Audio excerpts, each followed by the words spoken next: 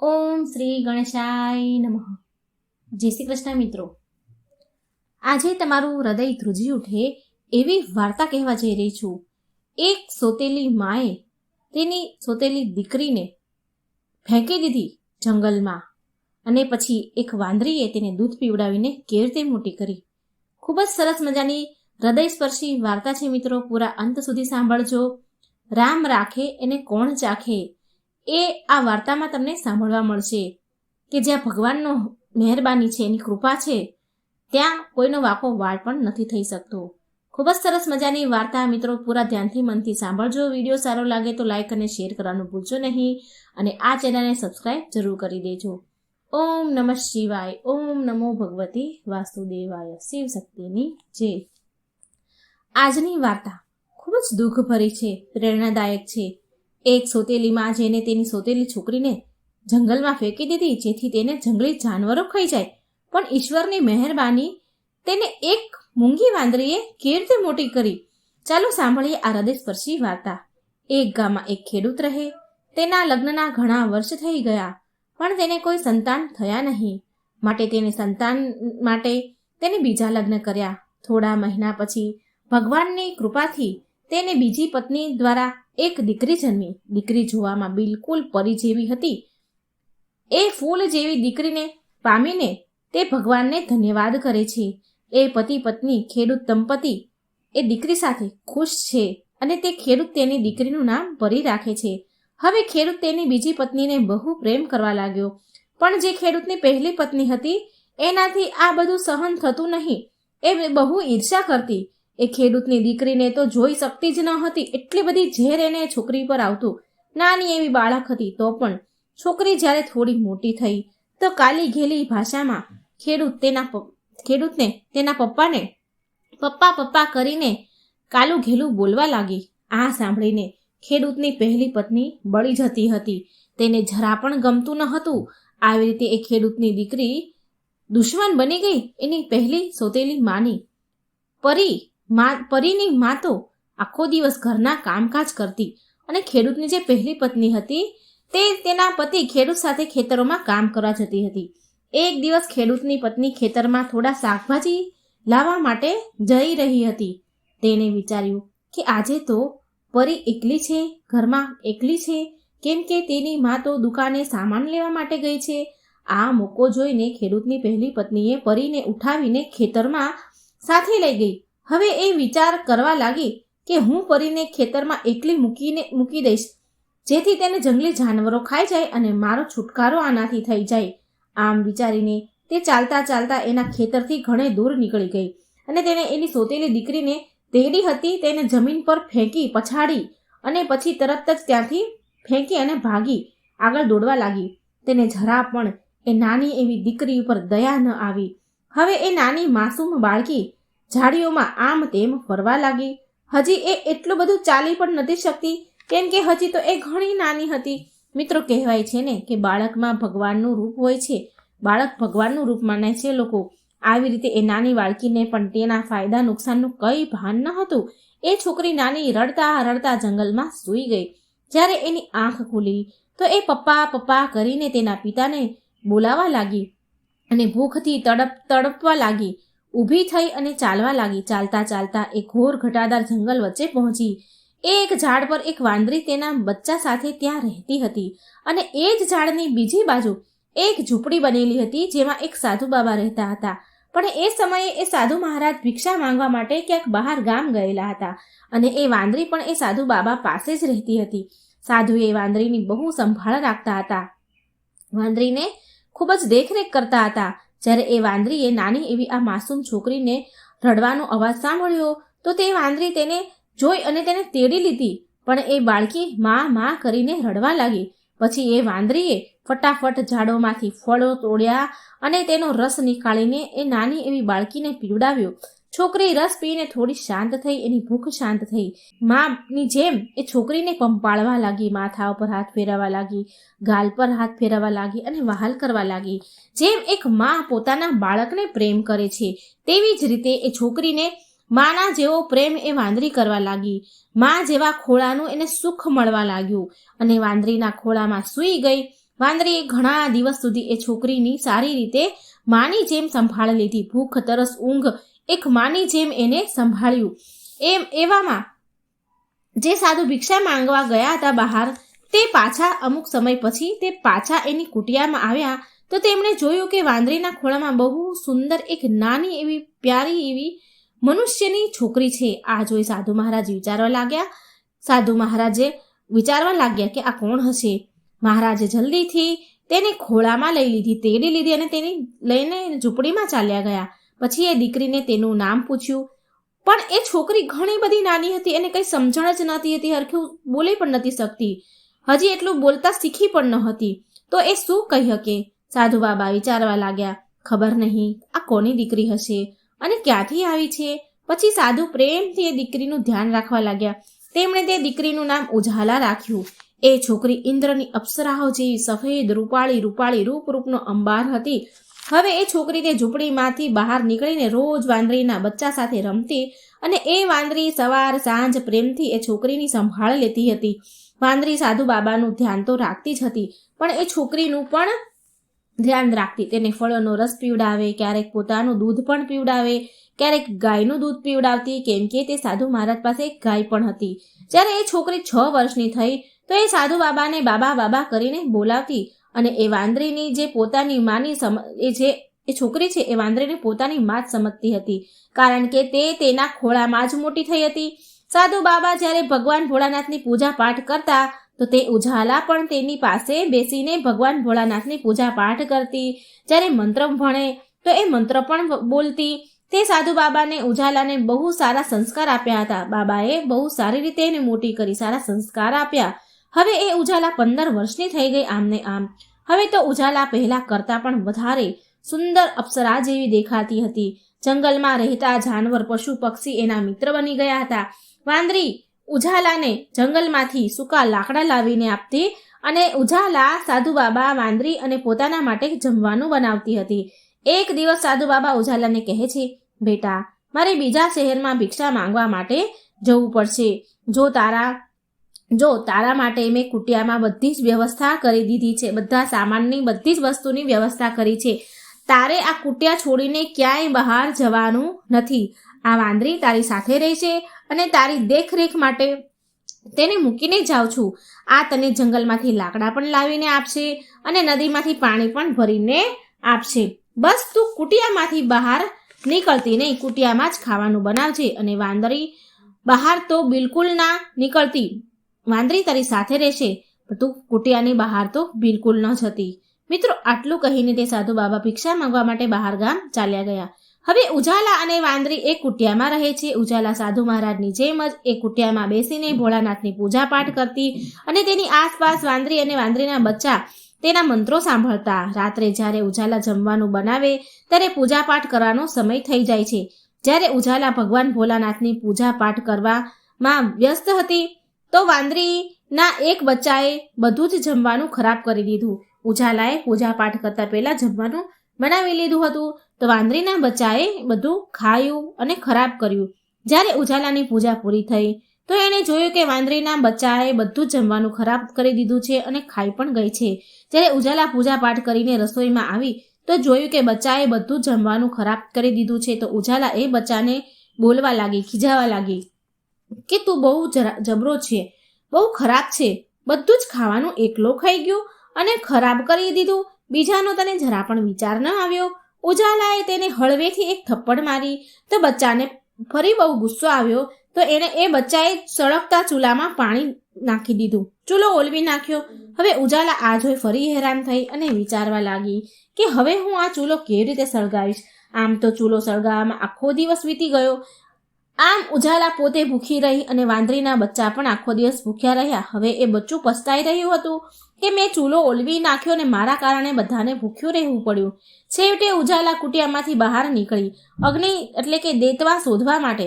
તેને એક ઝૂંપડી દેખાણી. એક જગ્યા પર ઝૂંપડીમાંથી ધુવાડો નીકળી રહ્યો હતો તો એ ધુવાડાને જોઈને તે ઝૂંપડી પાસે એ ગઈ. તે કાચી ઝૂંપડીની અંદર એક રાક્ષસી ડોસી બેઠી હતી. તે ડોસીને એક દીકરો પણ હતો જે બહુ આદમખોર હતો. તેને માણસની ગંધ આવતી, તે માણસની ગંધ ઓળખી જતો હતો. જ્યારે ડોસીએ ઉજાલાને જોયો ડોસી ઉજાલાને જોઈ તો તેના મોંમાં પાણી આવી ગયું અને મનમાં ઉજાલાને ખાવાનો વિચાર કરવા લાગી. એ વિચારતી કે જો મારો દીકરો અત્યારે ઘરે હોત ને તો આ છોકરીને ક્યારેય જવા ન દે. પછી ડોસીએ મનમાં યોજના બનાવી કે જ્યાં સુધી મારો દીકરો ઘરે ન આવે ત્યાં સુધી હું આ છોકરીને અહીં રોકી રાખીશ, કોઈ પણ બહાના કાઢી વાતોમાં ઉલઝાવી રાખીશ. પછી ડોસી ઉજાલાને કહેવા લાગી, આવ બેટા, કેમ તારે અહીં આવવાનું થયું? તારું તું કોણ છે અને ક્યાંથી આવી? ઉજાલા બોલી, હું મારા બાબાની લાડકી દીકરી છું.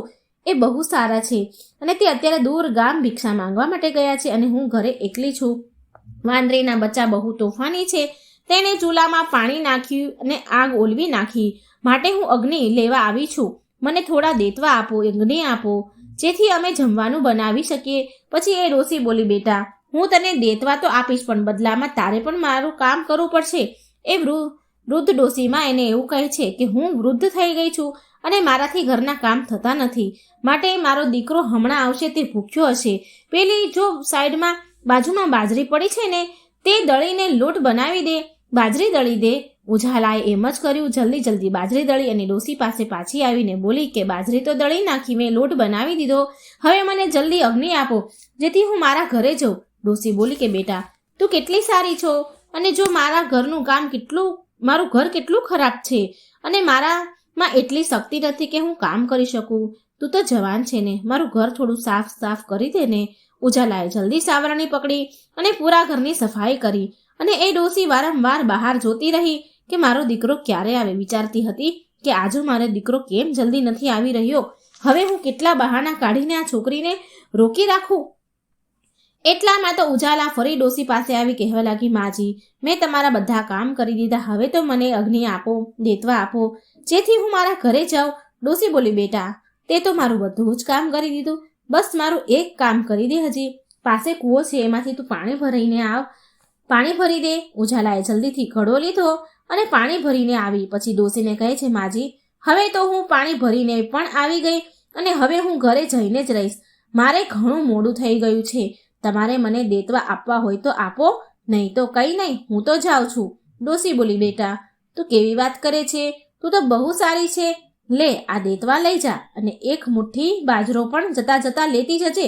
જ્યાં જ્યાં તું જા ત્યાં ત્યાં બાજરો વેરતી જજે. ઉજાલાએ એમ જ કર્યું. ચાલતા એ ઘરે આવી બાજરો વેરતી આવી અને તેણે ચૂલો સળગાવીને રસોઈ બનાવી. તેણે તેના વાંદરીના બચ્ચાને પહેલા જમાડ્યા અને પછી પોતે જમી. ઉજાલાને ઘરે આવીને થોડીક જ વાર થઈ હતી એટલામાં ડોસીનો દીકરો પણ આદમખોર પણ ઘરે આવી ગયો. એના ડોસી તેને ખીજાવા લાગી, બોલવા લાગી, કહે છે કે આજે તે કેટલું મોડું કરી દીધું. ઘરે સામે ચાલીને સારો એવો શિકાર આવ્યો હતો અને હવે એ પણ ચાલ્યો ગયો.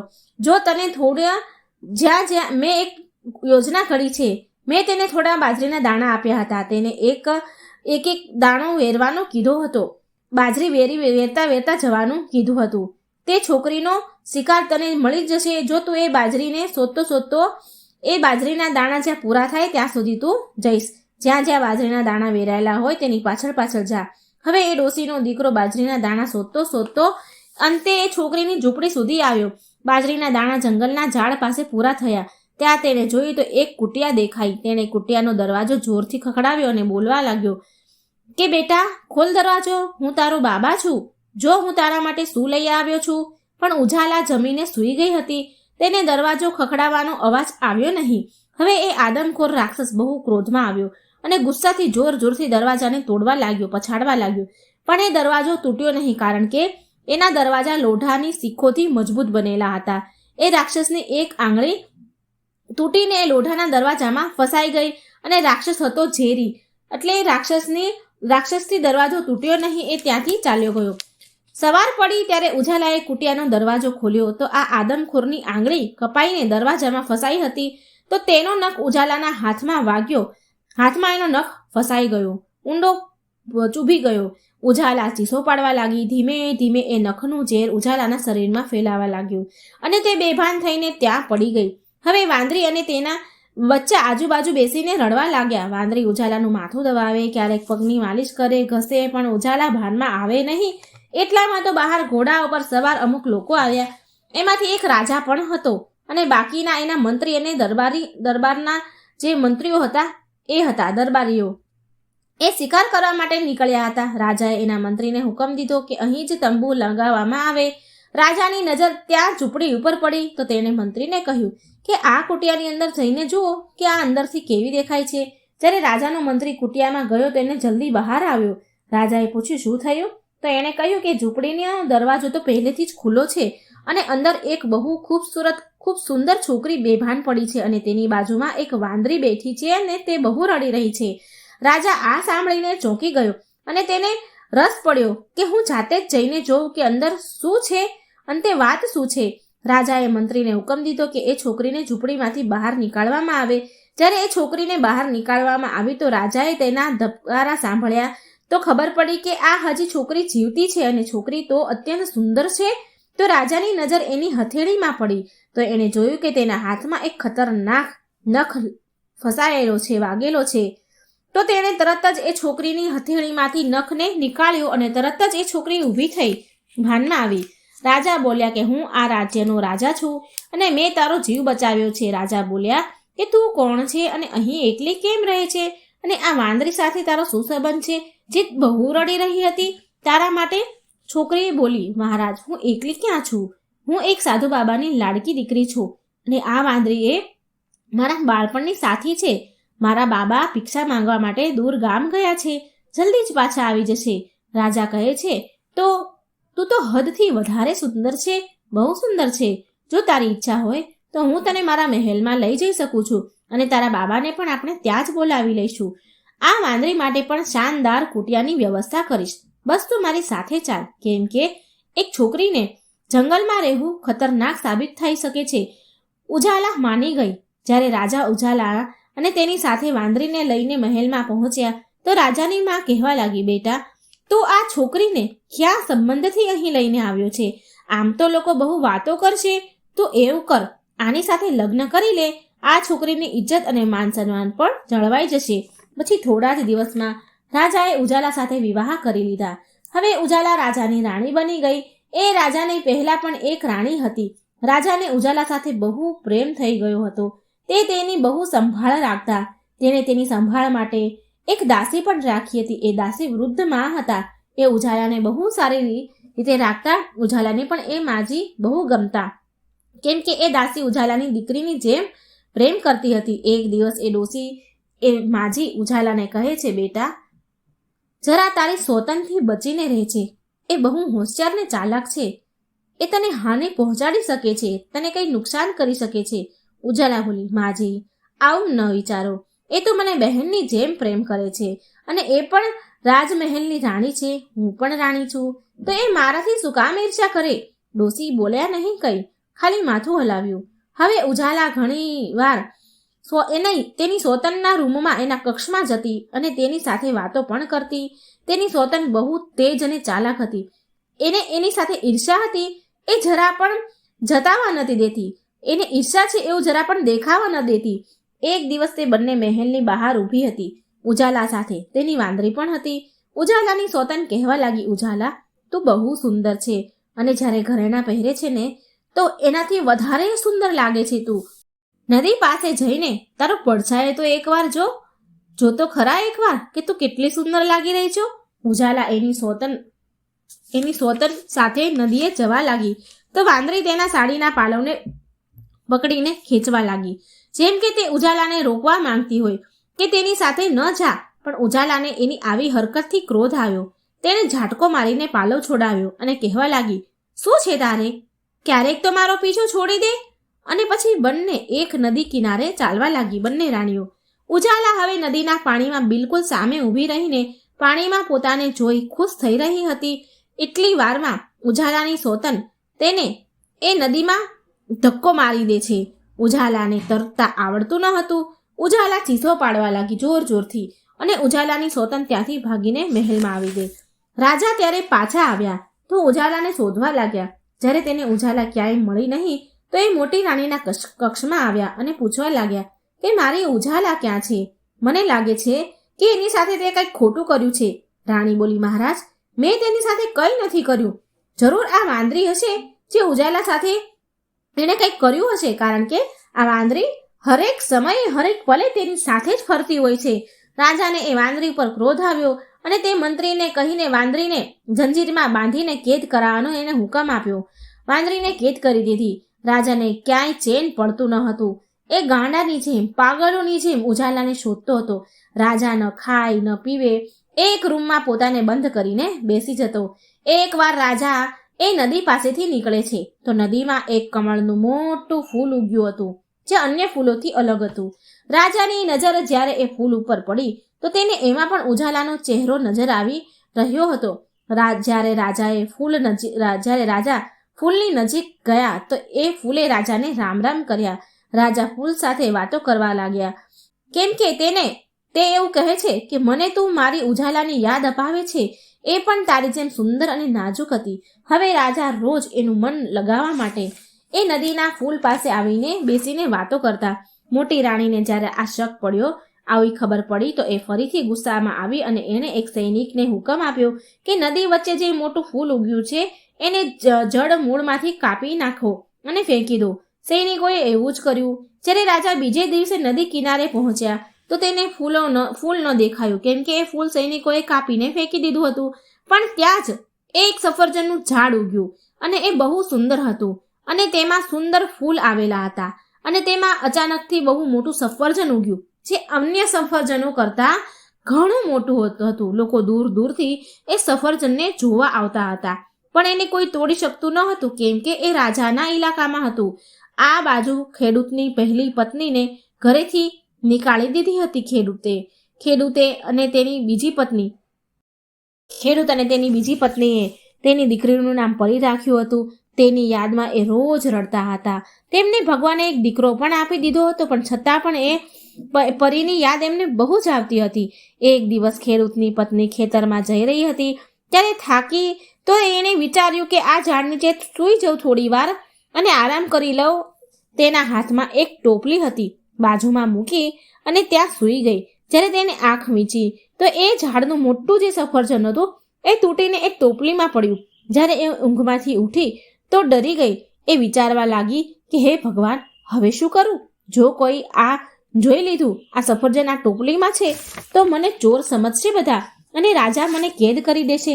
તેણે વિચાર્યું કે હું જલ્દી અહીંથી જતી રહું. ટોપલી ઉઠાવી અને સાડીનો પાલો એ ટોપલીમાં ઢાંકી દીધો અને જલ્દી ઘરે આવી અને તેના પતિને કહેવા લાગી કે તમને ખબર છે કે આજે શું થયું? ખેડૂત બોલ્યા. એનો પતિ કહે છે, બોલ, શું થયું? પછી તેણે બધી વાત કરી અને તેના પતિને બધી વાત કહી અને જલ્દી એ ટોપલી પરથી સાડીનો પાલવ હટાવ્યો તો ત્યાં સફરજન ન હતું, પણ તેની જગ્યાએ એક નાની એવી છોકરી હતી. આ જોઈ બંને બહુ ખુશ થયા અને ખેડૂતની પત્નીએ જલ્દી તે છોકરીને ઉઠાવી અને બોલી કે તે કેટલી સુંદર છે, આને સારી રીતે હું મોટી કરીશ, કેટલી સરસ છોકરી છે. જ્યારે તેને એ છોકરીને ઉઠાવી તો તેને એક જગ્યાએ બેસાડી તો એ છોકરી જોતામાં એક જવાન છોકરીમાં બદલાઈ ગઈ. આ બાજુ જ્યારે સાધુ બાબા તેની કુટિયામાં આવ્યા તો ના તો ત્યાં ઉજાલા હતી કે ના તો ત્યાં વાંદરી કે વાંદરીના બચ્ચા. હવે સાધુ બાબા આખા જંગલમાં ઉજાલાને શોધે છે, કેમ કે તેણે ઉજાલાને બહુ પ્રેમથી મોટી કરી હતી અને એને બહુ લાડ કરતા હતા, પણ ઉજાલા તેને ક્યાંય મળી નહીં. પછી તે બાબા તેની છોકરીને શોધતા રાજાના મહેલ સુધી આવ્યા. રાજાની નજર જ્યારે સાધુ બાબા પર પડી તો રાજા જલ્દી ઊભા થઈ ગયા અને કહેવા લાગ્યા કે બાબા, કહો તમારે અહીં કેમ આવવાનું થયું? સાધુ બાબા કહે છે, બધી વાત રાજાને કરે છે કે મારે એક દીકરી હતી જે જંગલમાં હતી અને એની સાથે એક વાંદરી પણ હતી. એની પાસે હું છોડીને બહાર ગામ ભિક્ષા માંગવા માટે ગયો હતો અને પાછો આવ્યો તો મારી દીકરી પણ ત્યાં નથી અને એ વાંદરી પણ ત્યાં નથી. આ સાંભળીને રાજા આશ્ચર્ય પામ્યા, કારણ કે હવે તે જાણી ગયા હતા કે એ ઉજાલા આ બાબાની જ છોકરી છે. રાજાએ સાધુ બાબાને બધી ઘટના કહી સંભળાવી તો બાબા હેરાન થઈ ગયા અને બોલ્યા કે મારી દીકરી ઉજાલા મરી ન શકે, કેમ કે મેં એને એવી તંત્ર મંત્ર અને વિદ્યા શીખવાડી છે કે મારી દીકરી તેની રક્ષા જાતે જ કરી શકે અને કોઈ રાક્ષસી શક્તિ તેને નુકસાન ન પહોંચાડી શકે. જો કોઈ નુકસાન પહોંચાડવામાં કદાચ કામયાબ થઈ પણ ગયું ને તો મારી દીકરી તો પણ બચી જશે, સામે આવી જશે, કોઈ માણસના રૂપમાં કે કોઈ ફળના રૂપમાં કે કોઈ ફૂલના રૂપમાં. જ્યાં સુધી યમરાજાનો હુકમ ન હોય ત્યાં સુધી મારી દીકરીને કોઈ મારી ન શકે. મેં એને બધી જ રીતે તૈયાર કરી છે, બધી જ વિદ્યા શીખવાડી છે. પછી રાજાએ દિલ ખોલીને બધી જ વાત કરી કે આ મારી પત્ની છે, એ ઉજાલા જે તમારી દીકરી છે એને મેં મારી પત્ની બનાવી છે, મેં એની સાથે વિવાહ કર્યા છે, હું એને મારી પઠાણાણી બનાવી ચૂક્યો છું અને એ હવે મારાથી વિખૂટી પડી ગઈ છે. સાધુ મહારાજ રાજાને કહે છે કે મારી દીકરીના નસીબમાં ખબર નહીં ભગવાને શું લખ્યું છે. પહેલાં તો તે તેના મા બાપથી વિખૂટી પડી અને જ્યાં એણે જવાન થઈ અને જ્યાં તેણે આંખો ખોલી તો તેના બાબાથી છૂટી પડી ગઈ અને હવે તે તેના પતિથી પણ વિખૂટી પડી ગઈ. હવે મારો ભગવાન જ જાણે કે આ મારી દીકરીનો શું ભૂલ છે, શું વાંક છે. રાજાએ સાધુ બાબાને એક રૂમ આપ્યો જ્યાં સાધુ બાબા બેસીને તંત્ર મંત્ર તેની શક્તિઓથી તે ધ્યાન કરીને જોઈ શકે. પછી જ્યારે બાબાએ ધ્યાન કરીને જોયું તો એક તરફ એ વાંદરી કેદ હતી જે બહુ રડી રહી હતી. બાબાએ રાજાને કહી અને તરત જ એ વાંદરીને આઝાદ કરાવી અને હવે વાંદરી આઝાદ થતાં જ રાજાના કપડાને પકડીને ખેંચવા લાગી. રાજાને આમ કર્યું તો એને બહુ ગુસ્સો આવ્યો, પણ સાધુ બાબા બોલ્યા કે આ મૂંગું પ્રાણી તને કંઈક કહેવા માંગે છે. પછી એ વાંદરી રાજાને ખેંચતા ખેંચતા ખેડૂતના દરવાજા પાસે લઈ ગઈ, એના ઘરે લઈ ગઈ.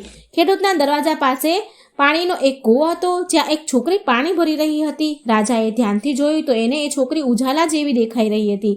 જ્યારે રાજા છોકરી પાસે પહોંચ્યા એટલી વારમાં તો તે છોકરી ઘરની અંદર ચાલી ગઈ. રાજા પાસે ઊભેલી વાંદરી તે ખેડૂતનો દરવાજો ખખડાવવા લાગી. એટલામાં ખેડૂતની પત્નીએ દરવાજો ખોલ્યો તો રાજા બોલ્યા કે હમણાં જ જે છોકરી અંદર ગઈ છે તે મારી પત્ની છે. ખેડૂતની પત્ની બોલી કે મહારાજ તમે ક્યાં અને અમે ક્યાં? અમે ગરીબ, તમે રાજા. આ મારી દીકરી છે, તમારી પત્ની કેવી રીતે થઈ?